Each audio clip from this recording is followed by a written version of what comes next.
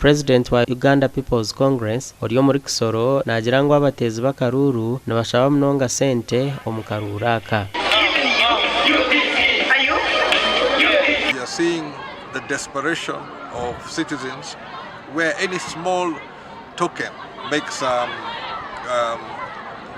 will get people to go out. So I'm actually hurt that this is the sort of politics which is happening in Uganda today, when actually we should be sharing our visions of how we can improve people's lives, how lives can be changed.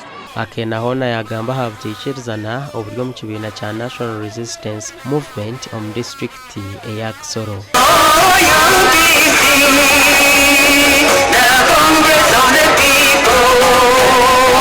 This by-election has created an issue in that the primaries in NRM, there's been clearly some signs of rigging, and it's something which did not go down well with someone like Philip Mateka and maybe many of the members of NRM.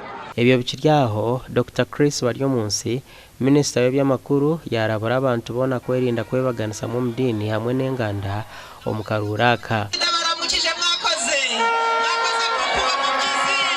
Abo kuba NRM tiri kwikiriza omukwagura abantu omudini omunganda omumyaka hamwe n'ebindi kandi tukyalesire NRM kubaho kugira ngo enyima ebibina by'obutegeki bikazo mu madini n'enganda lyayahura abantu lyaleta abantu kwangana itwenka NRM enjiri yeitu neyo kujanjaza rukundo kugira ngo abantu bakwatanise abedini zona abenganda zona abantu bonana tuye abantu baruhanga bantu ba Kisoro dukomezemo tubu umuntu umwe kuko duhoze turi umwe twekwemera iki cyaha kutwinjira pecha madini ntabwo ari ciza nticubaka kuko nituba divided tuzagira amajwi abiri ayo majwi iryo rijwi ritazaba rifite nyiraryo ninde uzarivugira. It's really very very unfortunate that we are even told the big wings in the churches have come out boldly to take sides. Our politics as NRM, we don't believe in sectarianism, where people believe in tribes, people believe in religion. Naye kyannako nti mu Kisoro tukirabye nti ebimu ku bigendo tutawanya yenjawukana ezireeteddwa tenge ekyo mu Kisombi zireeteddwa abakulembeze nga zireeteddwa abakulembeze nga baawulayawula abantu mu ddiini baawula abantu mu mawanga. It's very wrong.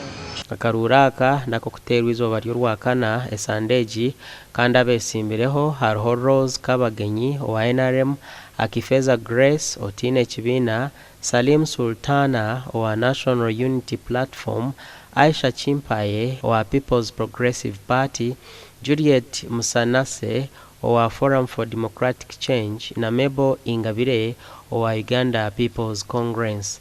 Akaruuru aka nikiijaho bwanyuma y'okufa kwa Minisita Sarah Mateke Nyirabahitsi wabari omu ishengero-kazi wa Kisoro kandi Minisita w'Ihanga ahabwa enshonga z'ebyokwerinda n'abantu kazirwanaho. Gasha kwa Job Namanya Apuli.